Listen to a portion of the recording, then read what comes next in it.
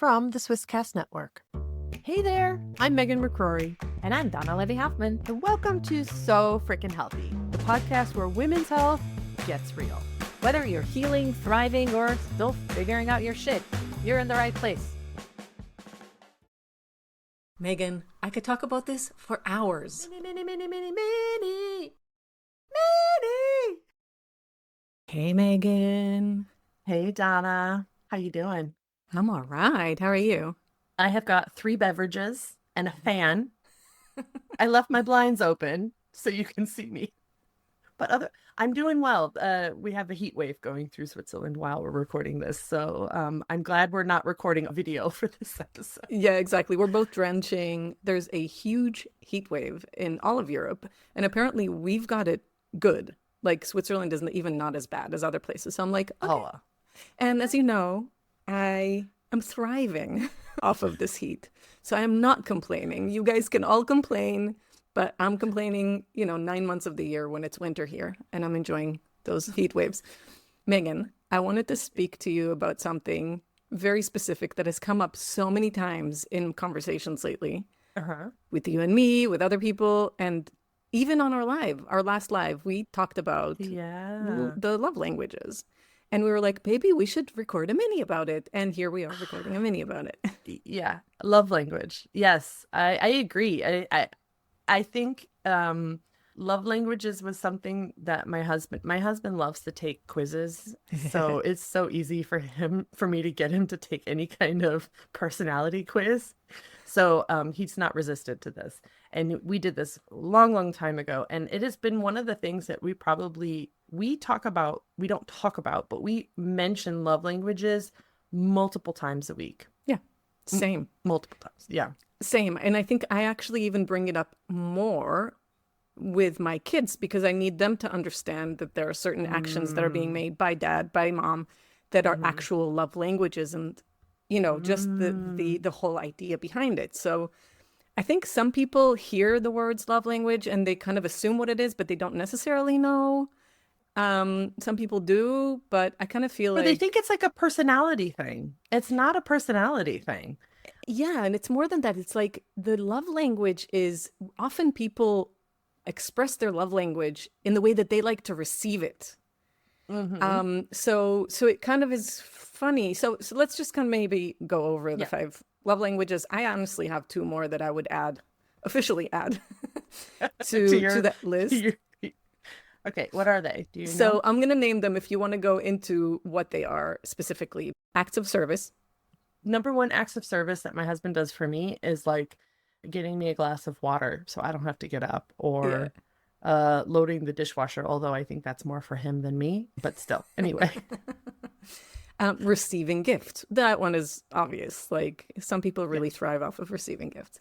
Wait, hold on. But I have a point to make about that, because like receiving gifts, somebody might say, if your love language is receiving gifts, you're very self-centered and you're very materialistic. Yeah. I know. So no, because and I was able to think, I thought about this many, many times. And actually, I love it if my husband, anybody gives me a gift, because it's not the actual gift that they're giving me. It is the fact that they thought about me when I wasn't around and doing something else, and they planned something and gave something to me. So I feel like the actual gift is not the pivotal part. It's really the act of giving the gift. Exactly. Because a lot of people, for example, would also think like, okay, I got a gift from my husband, but it's nothing that I ever thought of or wanted or anything like that, which kind of you're missing the plot there. But that's okay. Yeah. But, of course, the love language of giving a gift, and you also hit on what your partner loves, that's cookie points. So that's all I'm going to say there. Yeah. Quality time is the next one. So just spending time together. I mean, that's so important for a couple to begin with, or for a relationship, any relationship, honestly. Is that one of your guys' love languages, you or George? Yes, I think that's one that I appreciate a lot. And George really makes a point to make time for his family and make time for us as a couple. So yes, I do very much appreciate that. I honestly think we tick almost all the boxes. We're not into gifts that much. I love making things for people I love, which is what the gifts that they get. But yeah. Well, but what do you do? Hold on, before we go on, I'm curious. What do you do? What do you and George do for your kind of quality time, just the two of you? Do you have something specific that you like to do together? It would be anything. It would be usually we just take walks together, go to the lake, Okay. sit down in the sun, just Yeah. kind of like sit together, even if it's on the balcony. We'll snuggle and we have plenty of seats on the balcony, but we'll sit on one seat together and like squish together and melt into one another, and just chat or even be quiet or listen to Yeah. something. But it's just that it kind of merges into the physical touch for us as well. Yeah. So Okay. we're So walking that's together, another we're one. usually holding hands or kind of hugging. So yeah, for us it's kind of almost the same one. When we're together, we're hugging. So yeah. And then you mentioned physical touch there. So that's the fourth Physical touch is one. the fourth one. Again, kind of makes sense. And then Makes sense. words of affirmation. So I love Oh, yeah. you. Thank you so much for this and that. You're so amazing for taking out the trash. I don't know, things like that, right? I appreciate you.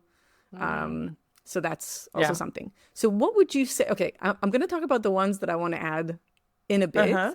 but what would you say the ones that what are your favorite ones? So I think, of course, you can like take a quiz on this, and Yeah. I don't remember exactly what because they get kind of rank them for you. Exactly. So for me, it is definitely words of affirmation Mm-hmm. and acts of service, and then I think acts of service and quality time kind of are tied. Mm-hmm. Less so. Well, yeah. Yeah, it's really all of them. I mean, but it's like which ones are the high. I think I have to retake the quiz now. I mean, I think I have to go back because we use them all Yeah. in our daily life. Like if Jorn does something, my husband, if he does something, like for example, he does the laundry. He always does the laundry. He does it because he wants to make sure it's done properly. I don't know what that says about me. I'm the but same.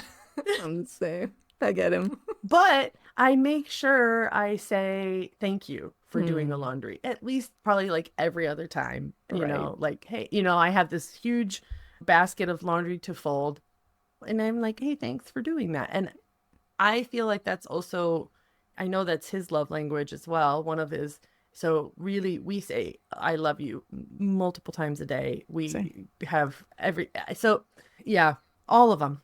I Yeah. don't know. What was your question? No, no, I totally get you because I think they really do merge together. As you Yeah. said, he's doing the laundry, acts of service.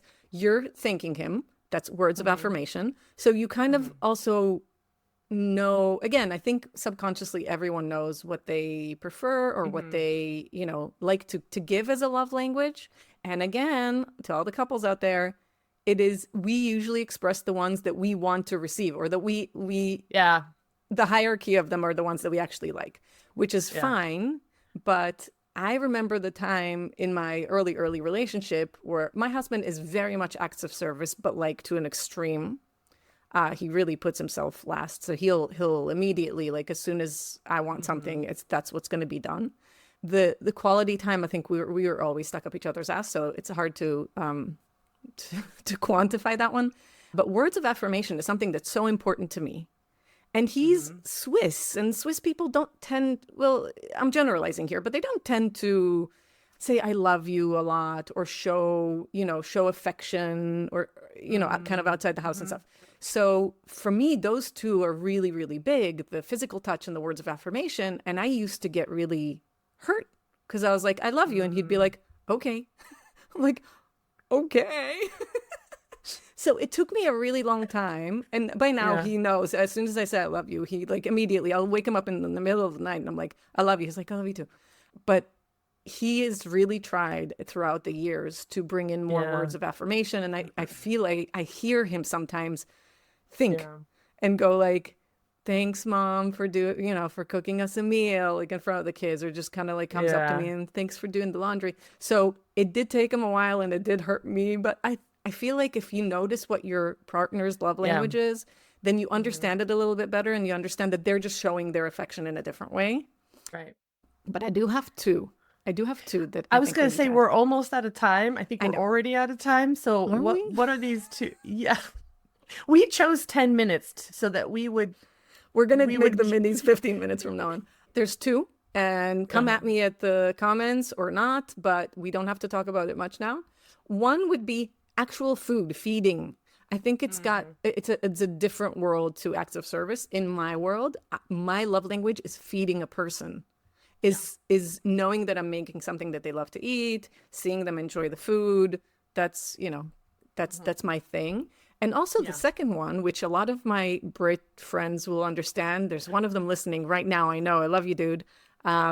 Which is, as they would call it, taking a piss. I'm not going to do their accent, but taking a piss or breaking someone's balls. Like when I love someone, me and my sisters, when we're in the room together, we are butchering one another. We're roasting each other on us every second. And it's our love language. So I think those two should be officially added. So this episode is about the 7 love languages, in my opinion.